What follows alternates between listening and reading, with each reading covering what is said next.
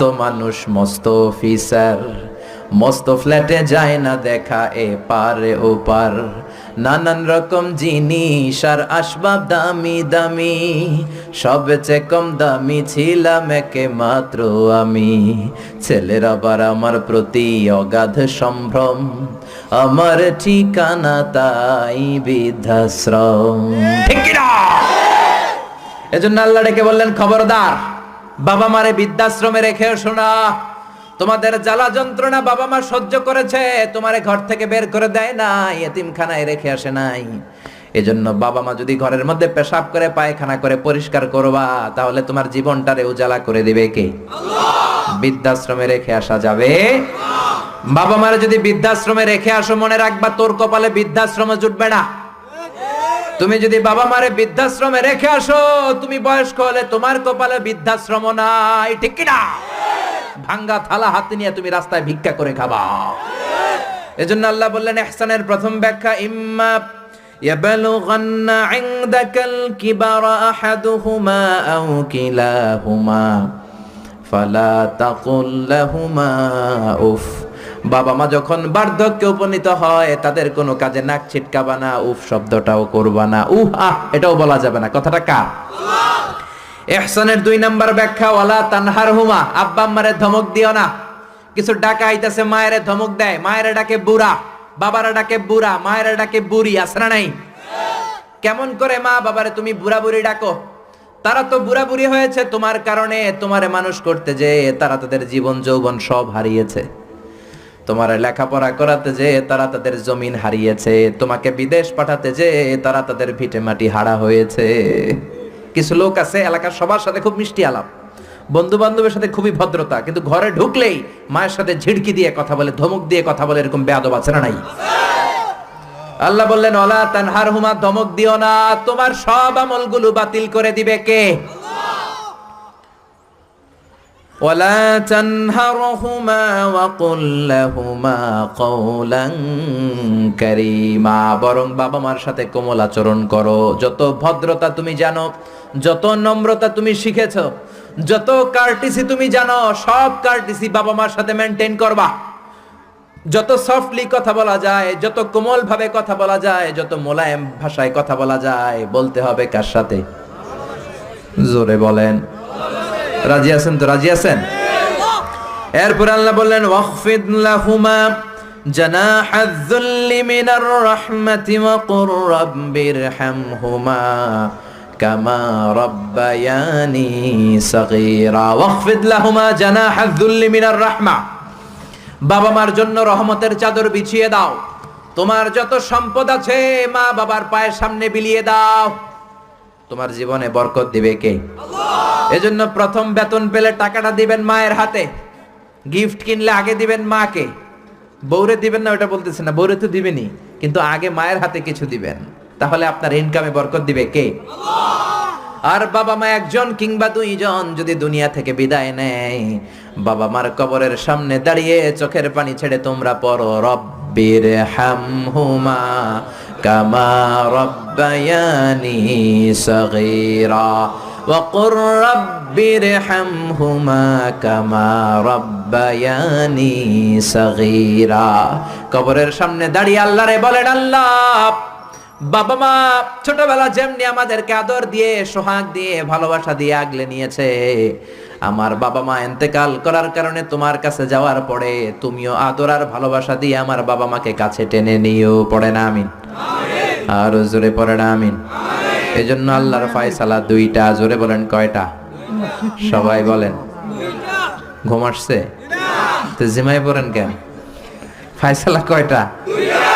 1 number ফয়সালা, ইবাদত হবে একজনের, তিনি কে? আল্লাহ। 2 নম্বরে খেদমত করতে হবে কার? বিশ্বনবী বললেন, এই পৃথিবীতে যত ভালো আমল আছে তার মধ্যে শ্রেষ্ঠ ভালো আমল হচ্ছে মা বাবার খেদমত, বিররুল ওয়ালিদাইন। এক সাহাবী বললেন, আইয়ুল আমালি আফদাল ইয়া রাসূলুল্লাহ, ও নবী সবচেয়ে ভালো আমল কোনটা? বিশ্বনবী বললেন, সবচেয়ে ভালো আমল 3টা। জোরে কোন কয়টা? 3টা। 1 নম্বরে as-সালাতু ফি ওয়াক্তিহা, সময় মতো নামাজ। যেখানে আজান হবে ওই জায়গায় নামাজ পড়ার দরকার আছে না নাই? সালাতে কায়েম করো, সালাতে কায়েম করো, হবে সম্মানী তুমি, হবে জান্নাতি তুমি, হবে সম্মানী তুমি, হবে জান্নাতি তুমি। দিবে কাল হাসরে শীতল ছায়া আরশে আজিম, রব্বিয়াল আলা, রব্বিয়াল আযীম। ঠিক কি না? এক নাম্বার ভালো আমল হচ্ছে সময় মতো নামাজ। দুই নাম্বার সবচেয়ে ভালো আমল হলো বিররুল ওয়ালিদাইন, মাতা পিতার খেদমত করা। তিন নাম্বারে সবচাইতে ভালো আমল হলো আল জিহাদ ফি সাবিলিল্লাহ, আল্লাহর রাস্তায় জিহাদ করা। সুবহানাল্লাহ। তার মানে এই পৃথিবীর সবচাইতে তিনটা ভালো আমলের মধ্যে মা বাবার সাথে খেদমত করাটা আছে না নাই? এই পৃথিবীর সবচেয়ে ভালো আমল যে তিনটা, এর মধ্যে মা বাবার খেদমত করাটাও আছে। ঠিক কি না? আর এক হাদিসে বিশ্বনবী বললেন, মা বাবার খেদমত করা জিহাদের চেয়ে বেশি সওয়াবওয়ালা। এক সাহাবী আসলেন, জা রাজুলুন ইলা রাসূলিল্লাহ ইস্তাযিনুহুল জিহাদ, এসে বললেন, ও নবী, জিহাদে যেতে চাই, জিহাদে যাওয়ার অনুমতি দেন। বিশ্বনবী বললেন, ও সাহাবী, ঘরে আব্বা আম্মা আছে নাকি? সাহাবী বললেন, আছে। বিশ্বনবী বললেন, ফাফিহিমা ফাজাহিদ, ঘরে যাও, বাবা মার খেদমত করো। বাবা মার খেদমত করলে ঘরে বসেই জিহাদের সওয়াব পাবা। বাবা মার খেদমত করলে ঘরে বসেই জিহাদের সওয়াব পাওয়া যায়। চিল্লায় পড়েন আল্লাহু আকবার। এজন্য বাবা মা খুশি হলে আরশের মালিক খুশি, বাবা মা নারাজ তো আরশের মালিক নারাজ। এজন্য বিশ্বনবী বলতেন, রেদার রাব্বি ফি রেদাল ওয়ালিদ, বাবা মা যদি খুশি হয় আল্লাহ খুশি হয়। ওয়া সাখাতুর রাব্বি ফি সাখাতিল ওয়ালিদ, বাবা মা যদি নাখোশ হয়ে যায় আরশের মালিক আল্লাহ নাখোশ হয়ে যায়। এজন্য বাবা মার কাছ থেকে দোয়া নেওয়ার দরকার আছে না নাই? বিশ্বনবী বলতেন, জান্নাতে দুইটা স্পেশাল দরজা আছে, একটা দরজার নাম আব্বা, আরেকটার নাম মানে আল আব, আরেকটা আল উম।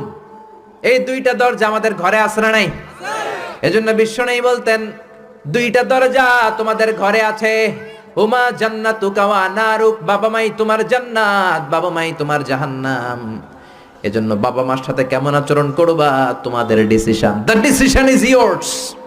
তুমি ডিসাইড করবা তুমি জান্নাতে যাবা না জাহান্নামে যাবা।